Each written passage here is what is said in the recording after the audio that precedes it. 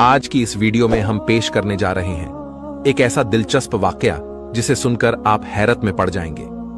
ये वाकया है हुजूर गौसे आजम शेख अब्दुल कादिर जीलानी रहमतुल्लाह अलैह और एक हिंदू औरत का, जिसके शौहर के कटे हुए सर को दोबारा जोड़ दिया गया और उसके कातिल का क्या अंजाम हुआ। इस वाकया को मुकम्मल तौर पर समझने के लिए इस वीडियो को एंड तक जरूर देखें। मोहतरम नाजरीन, किसी जमाने की बात है। एक मुसलमान था जो कि बज़हीर अल्लाह ताला की इबादत करने वाला था, लेकिन वो एक हिंदू औरत को दिल दे बैठा जो कि उसकी बस्ती में रहती थी और उसकी बस्ती में ज्यादातर आबादी हिंदुओं की थी। एक मर्तबा उसका शौहर उसको लेकर उसके मैके जा रहा था। उसने खूबसूरत लिबास पहना हुआ था, सजी समरी थी। जब उस आशिक ने उस हिंदू औरत को देखा तो उसने चाहा कि वह किसी न किसी तरीके से उसे मिल जाए। जैसे ही वह हिंदू अपनी बीवी को लेकर बाहर निकला, वो उनका पीछा करने लगा।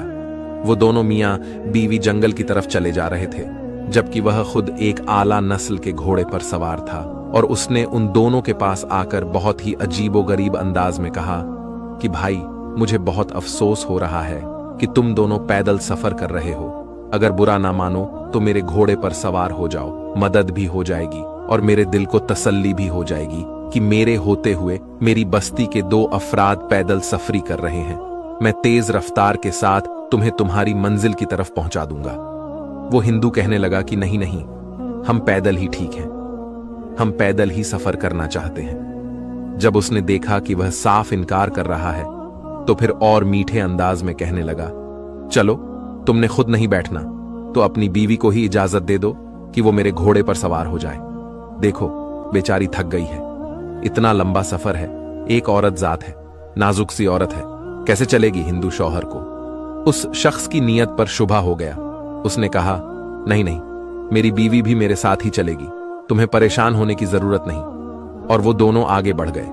वो देखता रहा और सोचता रहा कि अब मैं क्या करूं, कौन सी चाल चलूं। फिर दोबारा पीछे घोड़ा दौड़ता हुआ उनके पास आया और कहने लगा, देखो, तुम्हें अपनी तो फिक्र नहीं है, लेकिन लगता है अपनी बीवी से मोहब्बत नहीं करते हो। वो हिंदू कहने लगा, नहीं, मैं अपनी बीवी से बहुत मोहब्बत करता हूं। तो वह शख्स कहने लगा कि अगर तुम मोहब्बत करते हो तो उसे घोड़े पर बैठने की इजाजत दे दो।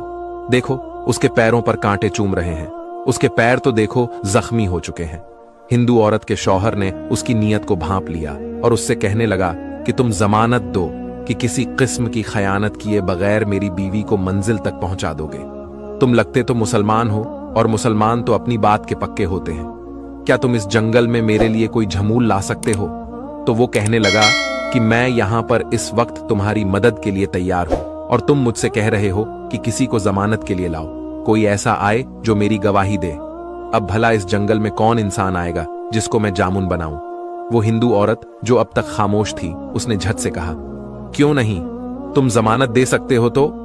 वह कहने लगा, पर किसकी? वह औरत कहने लगी, वही मुसलमान जो 11वीं वाले हैं, बड़े पीर साहब हैं, यानी गौस आजम रहमतुल्लाह अलैह। तुम लोग उनको बहुत मानते हो, तुम उन्हीं की जमानत दे दो। अगर तुम उनकी जमानत देते हो तो मैं तुम्हारे साथ घोड़े पर बैठने के लिए तैयार हो।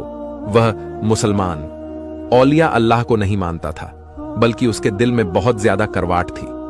अल्लाह वालों के लिए वह अल्लाह के वलियों से नफरत करता था। उस औरत को हासिल करने के लिए शैतान की बातों में आकर कहने लगा, ठीक है, मैं गौस आजम शेख अब्दुल कादिर जीलानी रहमतुल्लाह अलैह को हाजिर नाजिर जानकर उनकी जमानत देता हूं कि अगर कोई भी ऊंच नीच हुई तो वो मेरा गला पकड़ेंगे। अल्लाह ताला मुझे कभी माफ नहीं करेगा।